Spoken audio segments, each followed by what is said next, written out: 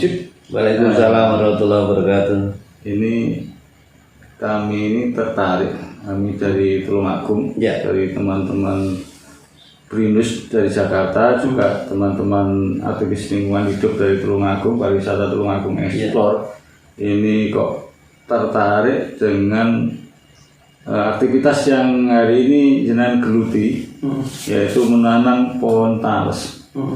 Padahal talas itu di Tulungagung khususnya, atau di Blitar kan juga banyak. Iya. Ini talas itu talas seperti yang talas yang umumnya ada enteknya atau bentul atau apa, coba dijelaskan dulu. Iya. Jadi memang varietas talas itu bermacam-macam. Iya. Di daerah Blitar dan Tulungagung varietasnya banyak sekali. Ada yang namanya gute, Iya. jadi talas yang diambil umbinya juga diambil hasil inilah enteknya bahasanya benar entek yang diambil itu enteknya. Ada talas yang dari Jepang itu yang kecil-kecil, ada namanya talas glopari, ada bentul, ada talas bening. Nah sekarang yang saya budidayakan ini adalah talas Pratama 1, talas Pratama 2, talas Pratama 3. Ngomong-ngomong, perbedaan Pratama 1, Pratama 3 itu yang gimana? Sebenarnya hampir sama, cuman memang kalau Pratama 1 itu batangnya di sini ini kelihatan putih. Jadi batangnya ini putih ya. Lalu umbinya bentuknya tidak seperti ini, agak memanjang. Ini, kalau ini kan bendol ya, agak memanjang. Lalu kalau Pratama 2 itu batangnya ini hijau. Batangnya hijau, buahnya juga besar. Lalu yang ini, yang saya pegang ini adalah Pratama 3 yang batangnya ini berwarna ungu. Nah, ini ada 3 jenis yang saya budidayakan di sini.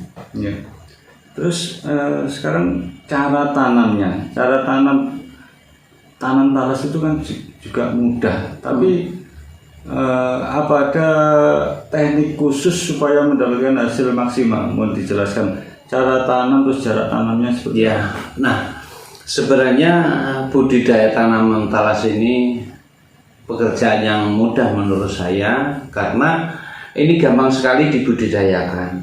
Jadi kalau kita sudah nanam sekali, kalau butuh nanam lagi ini anaknya banyak sekali. Satu batang ini bisa sampai 10 anaknya. Nah ini kalau mau nanam lagi berarti ambil dari anak sudah cukup. Nah cara yang paling bagus menanam ini saya sarankan itu minimal 1x1. Jadi jaraknya jejer wayang bahasanya itu 1 meter, ke sampingnya juga 1 meter. Dikadung maksud supaya apa? Umbinya ini bisa besar. Lalu tanaman ini juga bisa ditumpang sari. Saya pernah menanam tumpang sari dengan jagung. Jagungnya panen. Nah ini numpang. Jadi jagungnya panen, tidak mengurangi volume jagungnya, tidak saya kurangi. Tapi setelah jagungnya panen, batangnya ini kita tumpuk di sampingnya ini menjadi humus. Karena pada dasarnya umbi-umbian ini dia suka dengan pupuk organik.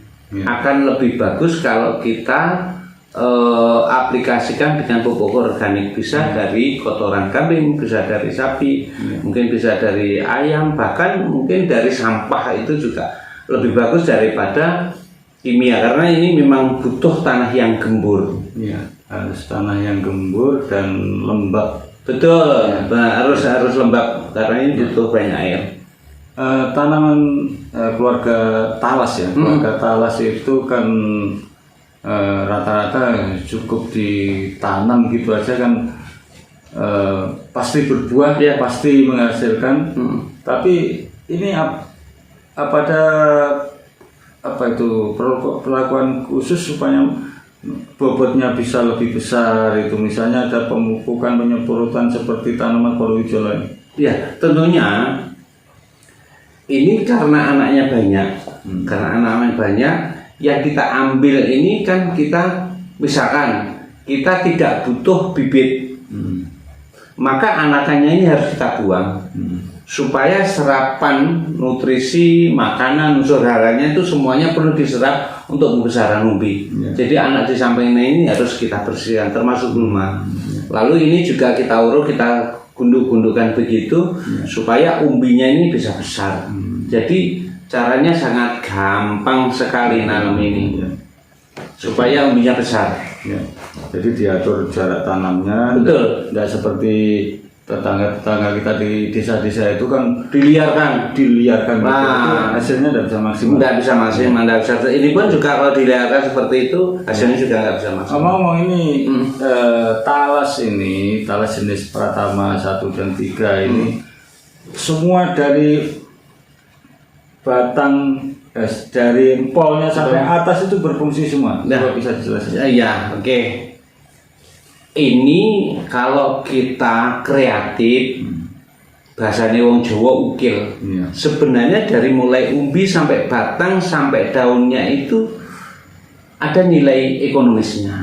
Contoh misalkan yang daun itu sebenarnya sudah banyak yang membuat tembakau tiruan dari daun talas. Termasuk daun ini bisa dibuat untuk tembakau, tembakau dari daun talas. Kalau memang tidak ke sana, daunnya itu bisa dipakai pakan ikan. Yang paling suka ini ikan gurame dan ikan nila. Nah, ini langsung diberikan saja, itu ikannya sudah mau. Lalu batangnya. Nah, batang ini kalau kita ukir lagi, ini kita rajang, lalu kita campur dengan bekadul yang dari ledok itu, kita pelihara mentok.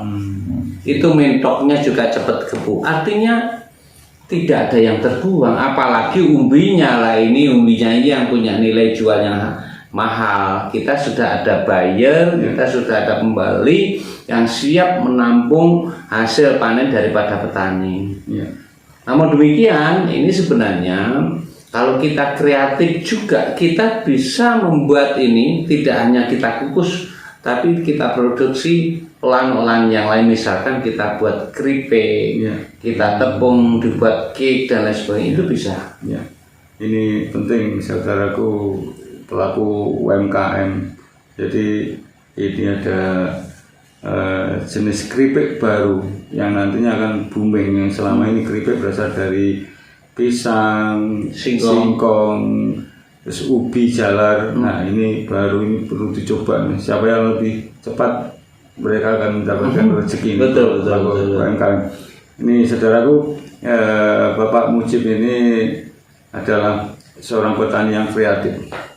Jadi bukan hanya seorang petani saja dengan background anggota DPR sebagai wakil ketua DPR Kabupaten Blitar dari Partai Gerindra. Ini sangat luar biasa dan inspiratif. Mudah-mudahan ilmu yang kita dapat dari penjelasan Bapak Mujib bermanfaat untuk para petani, dan kita mengharapkan generasi Z, generasi Gen Z untuk tidak ragu-ragu untuk menjadi petani, karena petani itu hebat. Petani itu keren. Petani itu maju. Oke, terima kasih. Selain itu gini, Bos. Jadi senyampang selama peradaban ini masih ada, kehidupan ini masih ada, urusan pertanian itu nggak pernah mati. Urusan pertanian tetap dibutuhkan. Artinya apa? Usaha di bidang pertanian itu luar biasa potensinya. Kita bisa memilih di sisi produksinya, kita bisa memilih di sisi olahannya, kita bisa milih juga di sisi pemasarannya. Silakan. Ini potensinya luar biasa. Apalagi kalau hulu hilir kita bisa kelola dengan baik. Ini potensinya luar biasa. Ini saudara. Terima kasih Pak Mujib. Oke, terima kasih. Selalu. Amin. 2, 3. Selamat malam saudaraku, sahabat-sahabat petani. Salam sejahtera bagi kita semuanya. Malam hari ini saya lagi kedatangan tamu istimewa. Dulu pernah bersama-sama di waktu sekolah di SMP, alumni tahun 84. Beliau datang ke Blitar ini bertanya, jadi ini wong Jawa ngretak nih, bagaimana caranya budidaya tanaman talas pratama. Kebetulan saya bertempat tinggal di Blitar, tepatnya di Kecamatan Kanigoro, desanya di Desa Tlogo.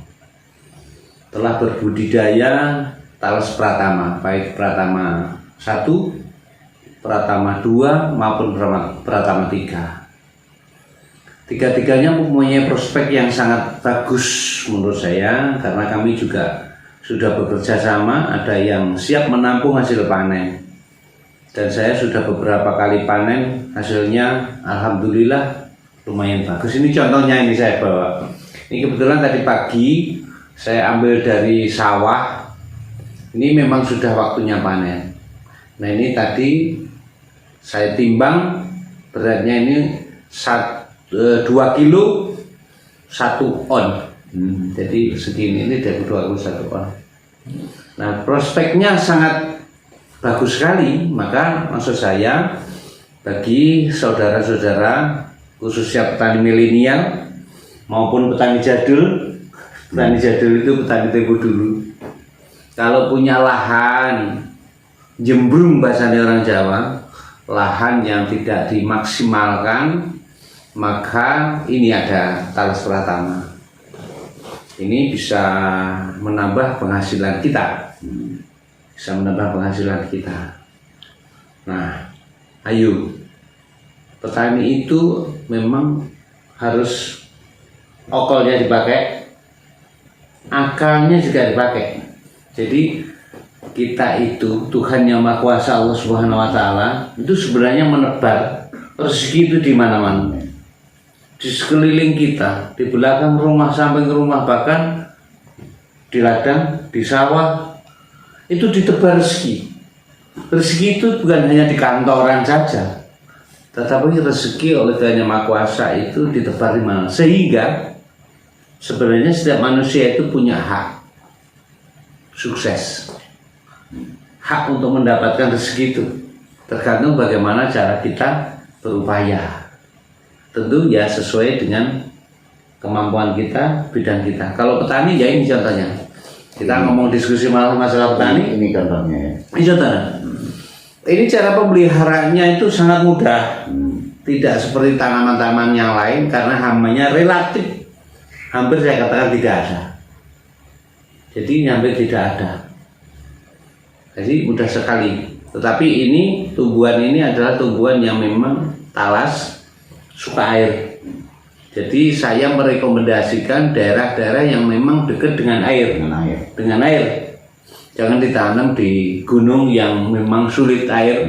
Apalagi kalau di gunung itu biasanya hanya pada hujan biasanya. Hanya dapat air itu ketika ada hujan. Nah, saya tidak rekomendasi. Beda tanaman ini dengan tanaman singkong, tanaman ketela itu beda. Nah, ini umurnya dari mulai tanam itu umurnya 7 bulan. 7 bulan sampai 8 bulan itu waktu yang bagus untuk kita panen. Pertama, dari besar umbinya juga sudah maksimal. Yang kedua, dari rasanya, rasa yang paling enak itu ya di umur-umur itu. Karena yang masih muda itu ya rasanya belum tua lah istilahnya, belum begitu enak. Tapi kalau umur 7 sampai 8 bulan itu rasanya sudah sangat luar biasa. Ini peluang dan inovasi untuk para petani. Para petani. Saran Bapak untuk emak-emak. Nah, untuk ya, dari betul. petani ini, apa saran Bapak ini terhadap masyarakat khususnya emak-emak yang betul. belum pengalaman ini? Nah, ini di beberapa kota, khususnya daerah Bogor, daerah Jakarta, daerah Bandung, ini sudah booming di sana. Jadi ada yang namanya talas kukus. Jadi talas ini bukan makanan jadul lagi kalau di sana. Makanan yang kelasnya itu sudah berkelas, karena cara masaknya di sana itu ada toppingnya. Toppingnya itu ya bisa ada gulanya, ada parutan kelapanya, ada yang pakai coklat. macam-macam lah, toppingnya macam-macam. Nah ini sudah termasuk makan mahal. Itu kalau dikukus. Belum lagi kalau ini di keripik, ini bagiannya mama. Ini juga bisa kita bikin keripik. Ini juga bisa kita tepung. Berarti kalau ditepung bisa untuk bahan roti. Bisa pakai es krim, ini juga bisa. Ini banyak manfaatnya. Sama seperti tanaman-tanaman yang lain. Nah ini bapaknya yang nanam, nanti mak-mak ini yang merubah dari umbi yang seperti ini bisa dibikin keripik, bisa dibikin cake, bisa dibikin talas kukus, bisa ditepung dan sebagainya. Berarti ide ini sangat bermanfaat untuk petani dan masyarakat. Betul. Apalagi begini. Sekarang sebenarnya banyak orang itu yang sudah peduli dengan kesehatan. Ini berhubungan dengan gizi ya? Berhubungan dengan gizi. Lagi pula ini tanaman ini yang tidak mengandung gula. Jadi baik dikonsumsi bagi orang-orang yang punya sakit gula. Ini bagus untuk dikonsumsi. Informasi penting banget. Ya, ini bagus untuk dikonsumsi. Ini mengandung serat, tapi juga rendah karbohidratnya, sehingga gulanya sangat rendah sekali. Ini baik untuk dikonsumsi. Lagi pula, ini juga termasuk salah satu pengganti beras. Pengganti beras. Ini pengganti beras. Jadi untuk mengurangi kebutuhan beras di negara kita ini kan negara Indonesia kan masih mendatangkan beras dari luar negeri, maka ya ini sebagai substitusi pengganti beras itu bisa. Kira-kira begitu saudaraku. Jadi petani itu harus keren, petani itu harus maju dan sesuai program pemerintah. Iya, ketahanan pangan.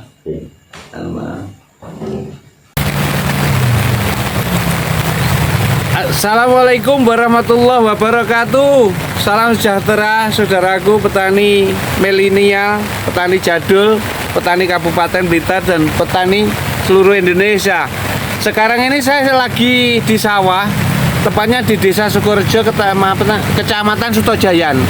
Ini hujan saudara, pas kebetulan di sini sudah musim hujan. Nah ini saya sedang mencoba mencabut talas Pratama 3 yang warnanya ungu. Nah ini umurnya kurang lebih 7 bulan. Ini sudah waktunya panen dan sebentar lagi akan kita panen. Nah tanaman ini sekali lagi ini tumpang sari dengan tanaman padi ini. Waktu masih kecil padinya lebih bagus daripada ini, karena ini padinya sudah mau panen yang ketiga kalinya. Jadi sudah panen padi, lalu ini tanami lagi sudah mulai berbuah lagi. Bunting. Nah ini talasnya juga sudah mulai panen. Nah ini kira-kira kalau seberat ini kira-kira beratnya ya sekitar 1,7 1,5 ini. Nah ini saudaraku, jadi kita itu jangan pernah berhenti untuk berinovasi, untuk mencoba daerah-daerah yang memang tidak produktif untuk tanaman-tanaman padi misalnya seperti itu, atau tanah yang jembrung tidak dimanfaatkan. Nah coba tanami dengan talas. Ada talas Pratama 1, talas Pratama 2, talas Pratama 3. Ini talas Pratama 3. Dan insya Allah ini mau segera kita panen. Demikian saudaraku, petani itu harus tetap maju. Petani itu keren. Wassalamualaikum warahmatullahi wabarakatuh.